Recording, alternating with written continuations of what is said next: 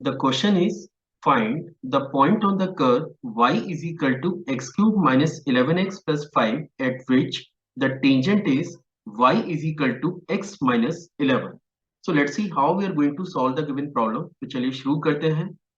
सबसे पहले मैं आपको क्वेश्चन के पार्ट को एक बार एक्सप्लेन कर देता हूँ कि ये क्वेश्चन है क्या. सपोज आपके पास कोई भी एक कर्व है और लेट कर्व का इक्वेशन आपको गिवन है y is equal to x cube minus 11x plus 5. और in the question it is provided कि मैंने इस कर्व के ऊपर एक टेंजेंट बनाया है और टेंजेंट की जो इक्वेशन है वो आपके पास है y is equal to x minus 11.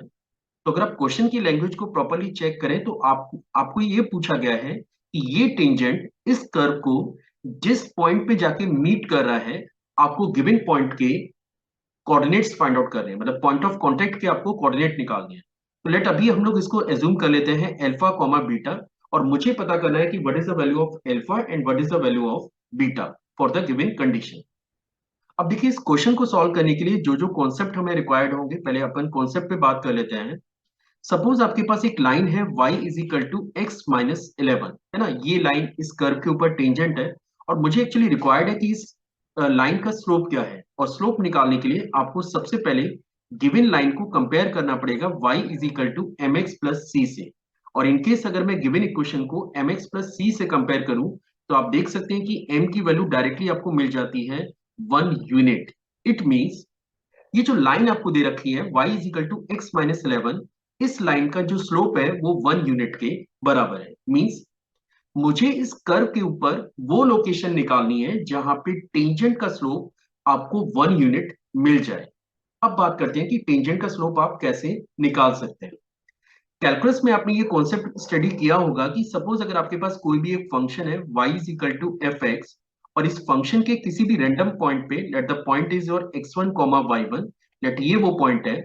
और इनकेस अगर आपको टेंजेंट का स्लोप चाहिए, इनकेस अगर आपको टेंजेंट का स्लोप चाहिए तो ये जो स्लोप अगर मैं इसको अभी राइट नाउ m1 से रिप्रेजेंट करूं तो ये जो स्लोप है m1 ये बराबर होता है dy ओवर dx. मतलब आप सबसे पहले फंक्शन को डिफरेंशिएट करिए और उसके अंदर ये कोऑर्डिनेट आपको सबमिट करने होंगे.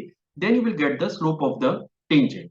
अब देखिए क्वेश्चन में जो फंक्शन हमें दे रखा है वो फंक्शन आपके पास है y is your x cube minus 11x plus 5. और मुझे ये पता करना है कि इस कर्व पे वो कौन सा लोकेशन है जहां पे टेंजेंट का स्लोप आपको 1 यूनिट के बराबर मिलेगा. तो सबसे पहले हम लोग इसको डिफरेंशिएट करेंगे और उसके बाद इसके अंदर सबमिट करेंगे अल्फा कॉमा बीटा.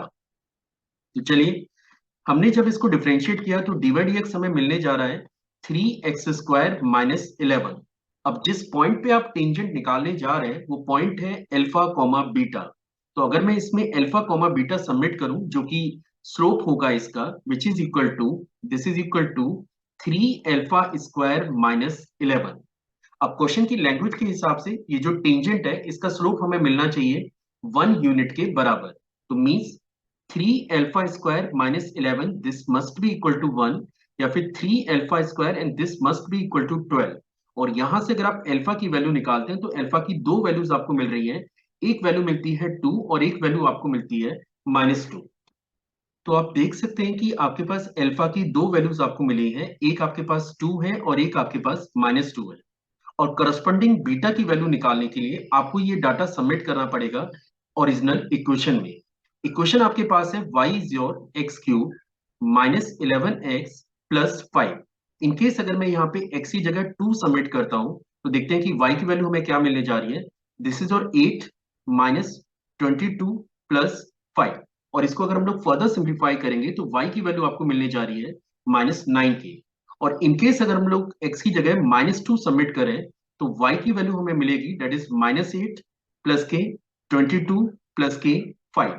और यहाँ पे इसको फर्दर अगर आप सिंप्लीफाई करेंगे तो ये वैल्यू आपको मिलने जा रही है 19 के. तो आप देख सकते हैं कि यहाँ पे दो कोऑर्डिनेट आपको मिले हैं. पहला पॉइंट है 2 कॉमा -9 जहां पे टेंजेंट का स्लोप 1 यूनिट है. और दूसरा पॉइंट आपको मिला है -2 कॉमा 19 जहां पे टेंजेंट का स्लोप आपका 1 यूनिट के बराबर है. पर ये जो अल्फा बीटा पॉइंट है ये कर्व के ऊपर तो है ही, साथ ही साथ लाइन के ऊपर भी होना चाहिए क्योंकि ये जो पॉइंट ऑफ कांटेक्ट है वो लाइन और कर्व के लिए कॉमन है. मींस हम केवल वही पॉइंट कंसीडर कर सकते हैं जो गिवन लाइन को भी सेटिस्फाइड करे. तो देखिए लाइन आपके पास क्या है, लाइन आपके पास है x माइनस 11, देखते हैं कि ये पॉइंट इसको फॉलो कर रहा है या नहीं कर रहा है। तो राइट में मैंने -9 डाला और लेफ्ट में मैंने सबमिट किया 2 और -11। Now LHS is equal to RHS, मतलब ये वो पॉइंट है जो आपकी गिवन कंडीशन को सेटिस्फाइड करता है। चलिए अब ये वाले पॉइंट को भी चेक कर लेते हैं। तो लेफ्ट में मुझे सबमिट करना है 19 और राइट में मुझे सबमिट करना है -2।